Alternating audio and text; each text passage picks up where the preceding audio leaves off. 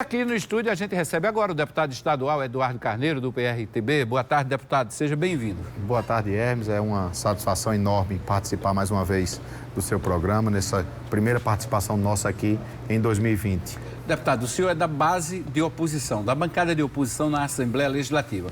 Qual é o tom da retomada dos debates pela oposição na Assembleia, com todo esse tumulto na política, na gestão que a gente assistiu durante o recesso todo?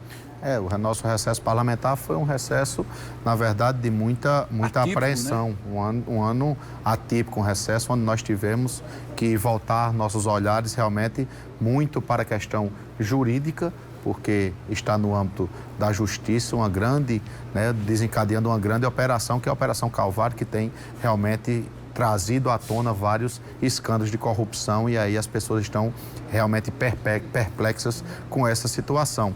Nós, lá na Assembleia Legislativa, desde o primeiro momento, você é testemunha disso, que a nossa bancada, o primeiro ato dela foi justamente tentar criar a CPI das organizações sociais. Foi uma ação nossa, conseguimos 11 assinaturas, infelizmente faltou apenas uma, então o deputado Ranieri tem trazido à tona também a manifestação de nós iniciarmos tentando realmente agora a assinatura que falta, para podermos também estarmos aí atentos, cada vez mais participando dessas investigações. Então, o tom vai ser justamente, infelizmente, de continuar muito firme, muito forte nessa fiscalização, procurando realmente combater a corrupção e aí trazer esses esclarecimentos, cobrando, como nós sempre cobramos, se for necessário afastamentos, se for necessário tudo aquilo que realmente venha para poder devolver a Paraíba a seu povo, devolver a lisura de um processo, devolver à população aquilo que nós precisamos, que são a prestação boas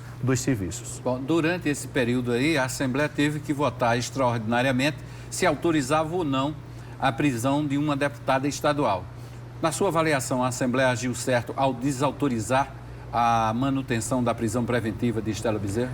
Mas ali foi um caso que foi muito difícil aquela decisão para o plenário da Assembleia. O presidente Adriano, ele conversou com os deputados antes, os deputados tomaram uma decisão, ali ficou-se muito livre para que cada um tomasse a sua posição. Existe o argumento de defesa realmente das prerrogativas do poder, porque o STF ele dá essa prerrogativa ao Poder Legislativo.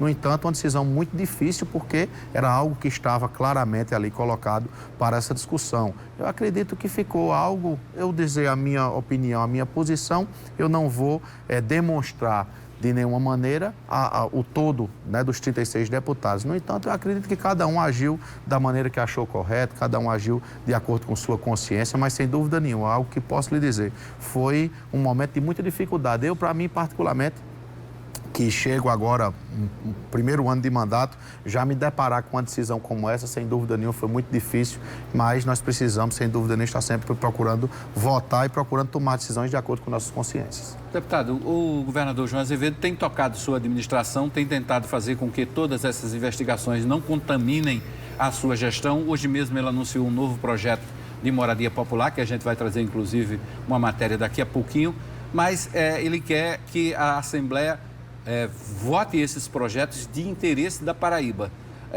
A Assembleia vai garantir essa governabilidade, independentemente dessa disputa política? Eu acho, nesse momento, o governador João Azevedo ele vem passando realmente por muitas dificuldades.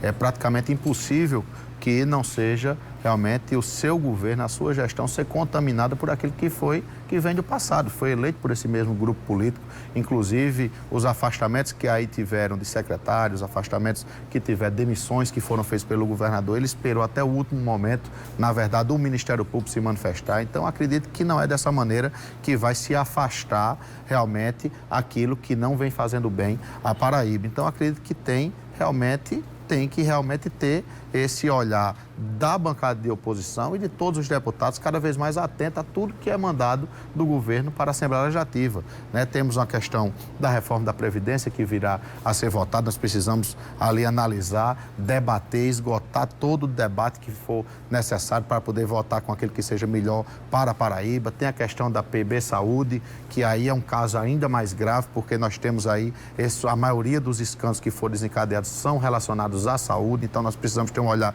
cada vez mais atento. Então, eu acredito que a Assembleia tem que ser cada vez mais rigorosa com isso que vai ser encaminhado pelo governo. Falar dessas vagas de emprego, dessas oportunidades de trabalho, de investimento no interior do estado. O senhor está aí também lançando uma frente, né, para defender a rota da cachaça e da rapadura, que gera centenas, milhares de empregos, principalmente no Brejo Paraibano.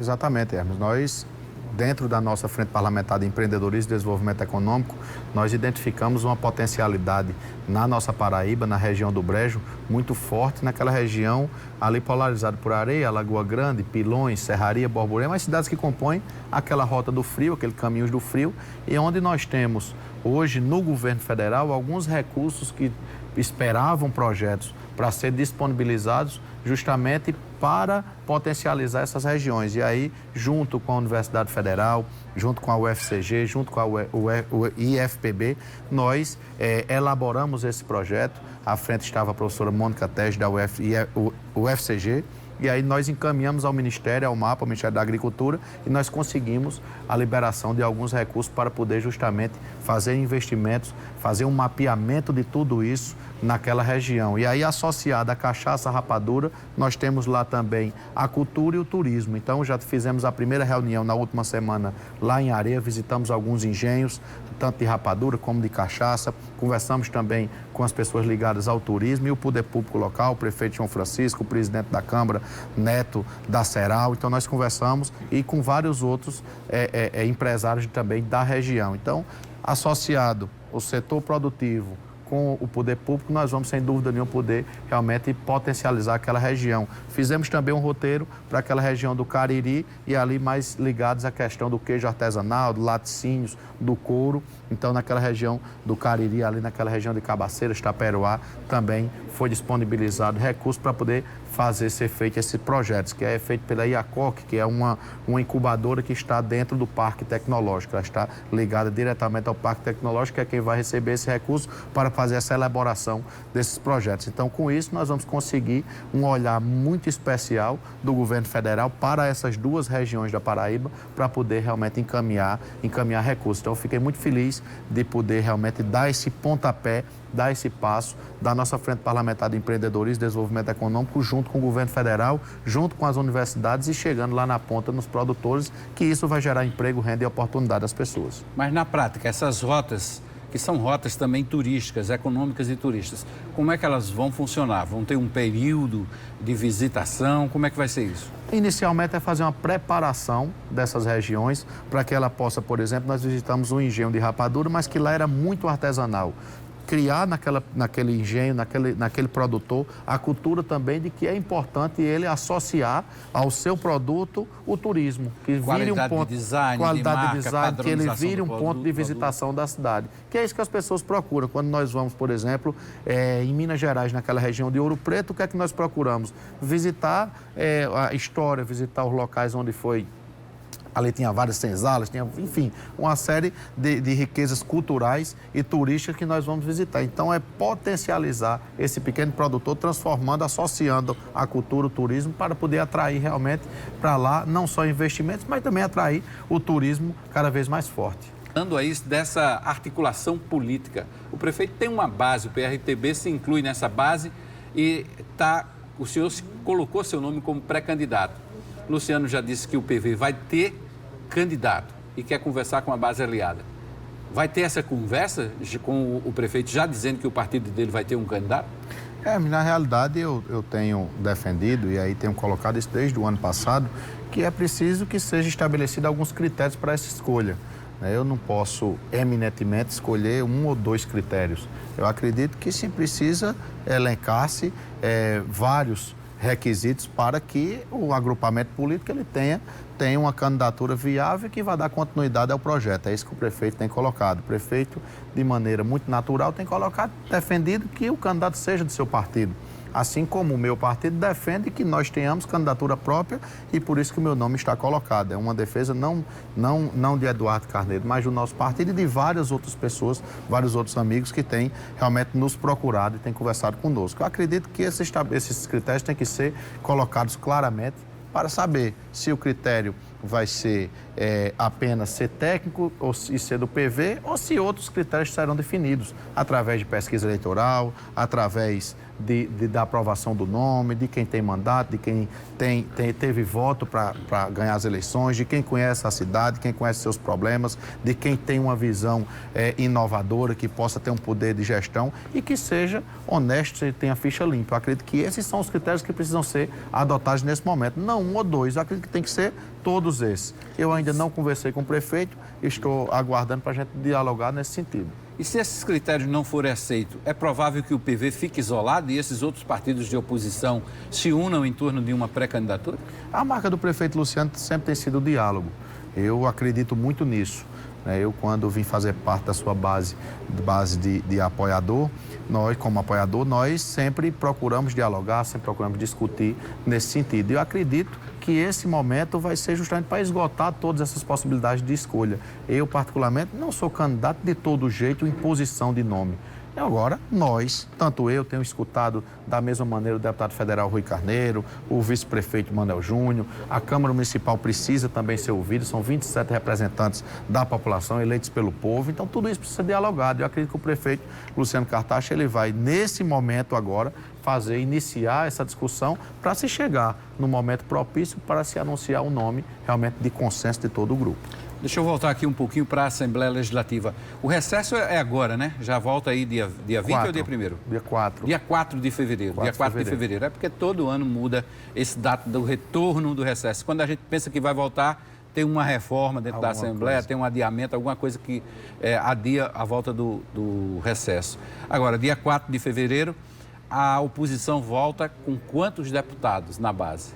Hoje nós temos 11 deputados, recebemos recentemente a chegada do deputado Bosco Carneiro, que também faz parte, então nós temos 12 deputados na bancada de oposição. Acredito que vamos conversar, inclusive existe a possibilidade desse número ainda aumentar diante de tudo isso que tem ocorrido nos últimos meses, e aí muitos deputados também da bancada, tanto do Bloco G11 como também da bancada de governo, têm dialogado com a bancada de oposição. Então nós vamos, inclusive, na próxima semana, antes do retorno, no dia 4, fazer uma reunião da nossa bancada como um todo. Teve uma reunião ainda a semana passada, tem algumas questões que nós vamos definir, e aí já com a bancada completa também avaliar se outros nomes estarão ingressando na nossa bancada de oposição.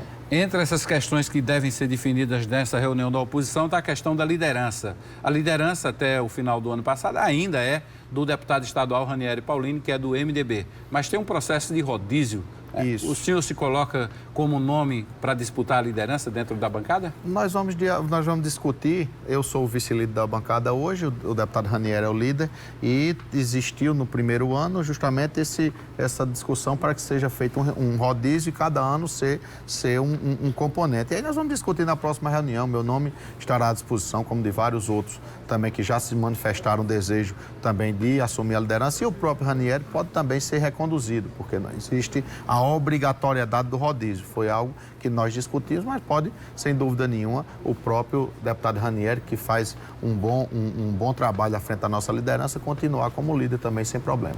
Bom, a gente no plenário, na volta dos trabalhos, dia 4 de fevereiro, como o senhor disse, vai ter aí um perfil bem definido dos 36 deputados, né? Vamos ter 12 deputados no bloco de situação, se bem que a gente vai também observar o comportamento de Cida Ramos e de Estela Bezerra, que são do PSB, foram eleitos no palanque de João Azevedo, mas diante de toda essa situação que a gente conhece, é provável até que elas não apoiam, se mantenham independente ao governo, né? E no bloco G11, nós temos a figura do presidente Adriano Galdino, que por muitos é um dos responsáveis por essa costura, e 12 deputados da oposição. Ou seja, dos 36 deputados, 12 para cada bloco na Assembleia. Está bem definido, né? Hoje já fica mais claro quem realmente é mais alinhado a governo, se tirando realmente a situação de Cida e da deputada Estela, que são muito ligadas ao ex-governador Ricardo Coutinho, e recentemente eles anunciaram que existia um rompimento.